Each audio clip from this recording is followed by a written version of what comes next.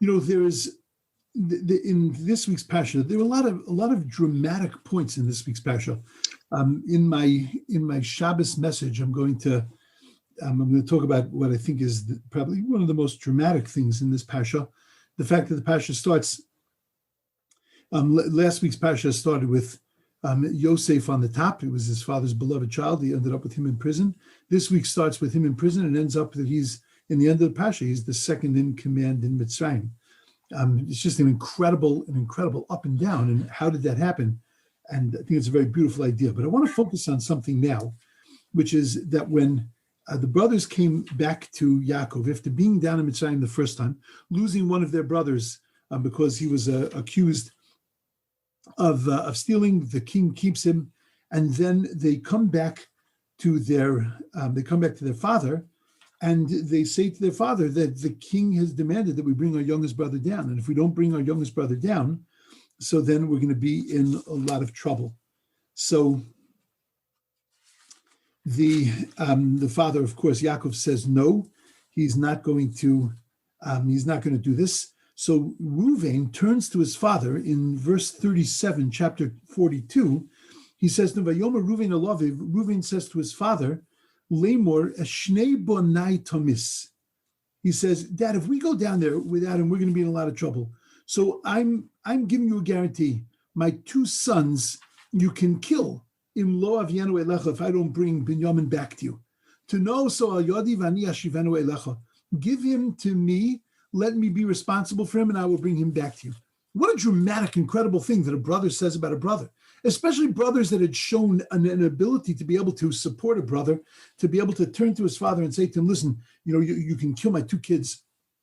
I'm giving you everything I have, my two kids, my pruervu, my ability to be able to be fruitful and multiply. Look what I'm giving up here. Look what I'm giving up here. And Dad, let me guarantee him, and I will guarantee him through my children. And his father says no. Not only this says no, the commentaries say that he saw this as a form of foolishness, that it was absolutely the silliest thing that he had ever heard. I'm going to kill your two kids. That's ridiculous. It's not going to happen. Then just a few psukim later, after a raging bout of famine, so finally, the Yaakov is starting to soften up a little bit, and now Yehuda turns to his father, and he says to his father, Dad, let the kid come down, and he says that Shulchan Ariti, send him with me, and Anochi e'ervenu miyadi tivakshenu. I am giving myself as a pledge to him, for him. Miyadi tivakshenu, you can take my life. I'm pledging my life in the place of his if I don't return him back to you in one piece.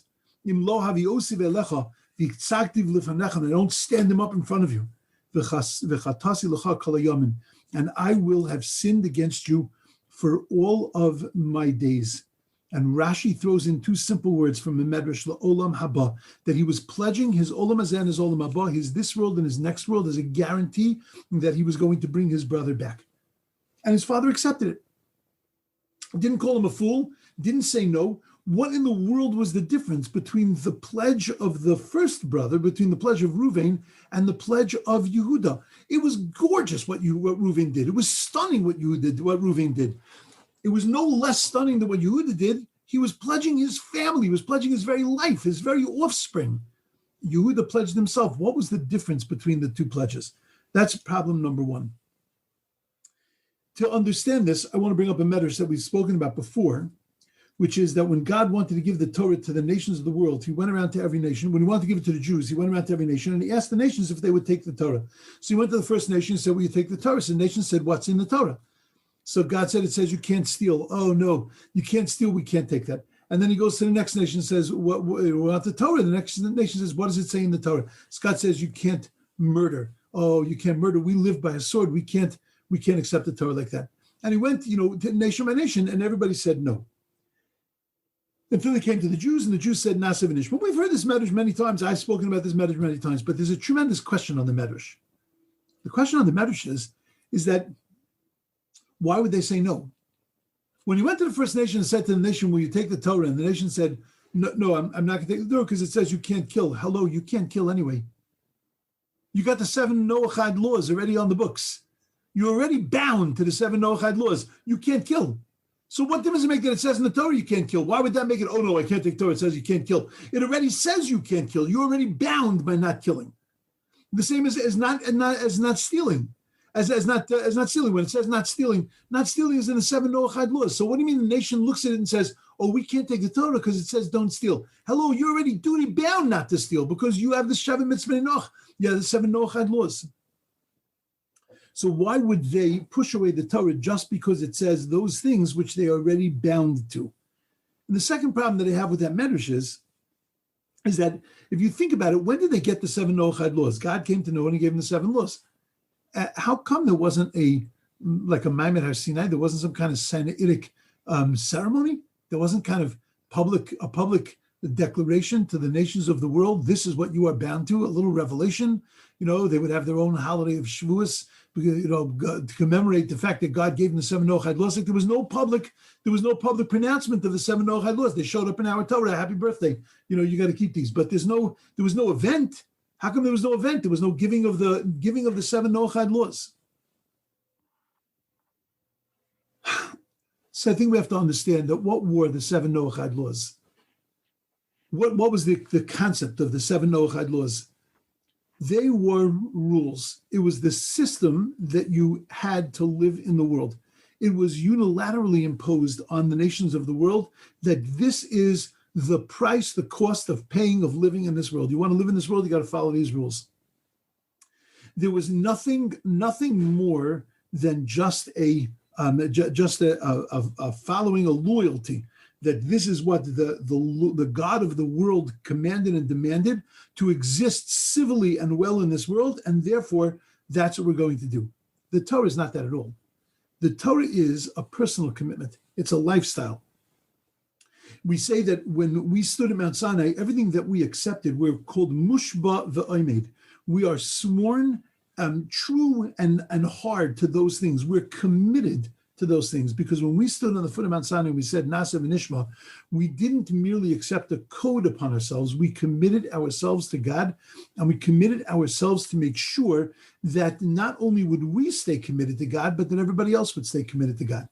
And that's why in Hanukkah, though this is not a Hanukkah shir, but in Hanukkah, we have certain commandments in Hanukkah that show that we are worried not only about our own commitment, but our other people's commitments also.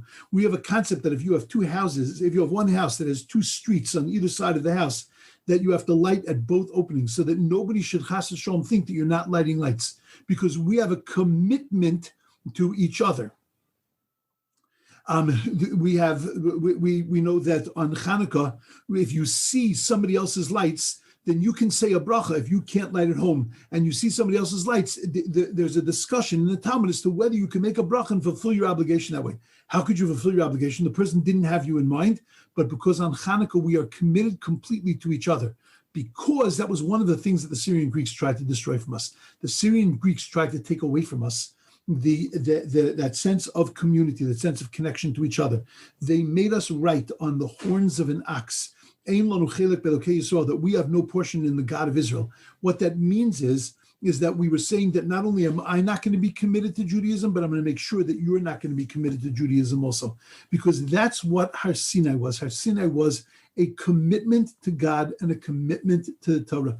If I don't keep the Torah, then it's my integrity on the line.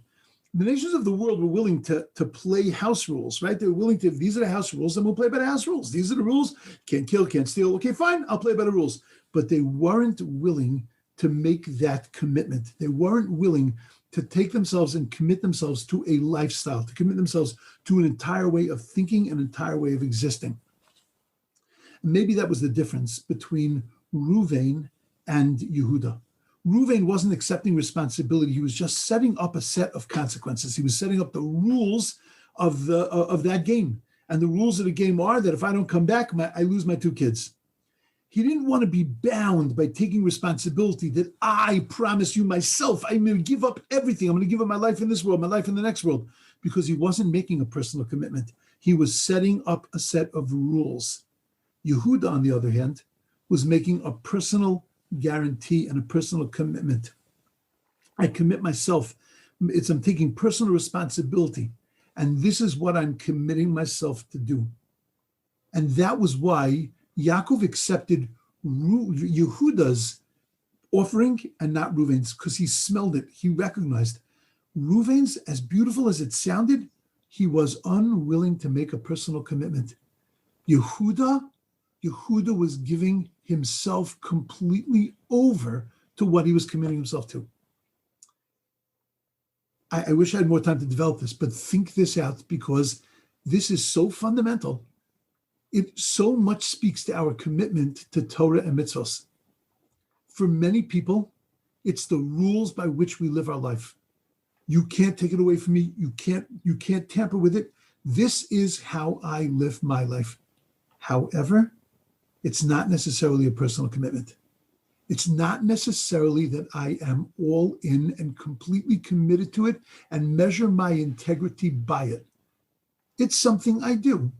It's something that I follow, but not necessarily a definition of who I am.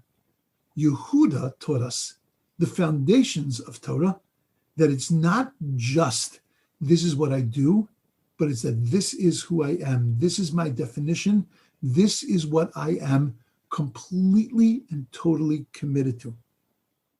Reuvains is a madrega. It's a level. It's something. It's not nothing. It's not zero.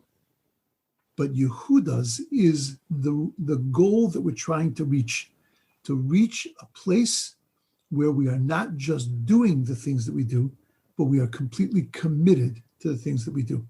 When we're completely committed, that's when it's a beautiful thing.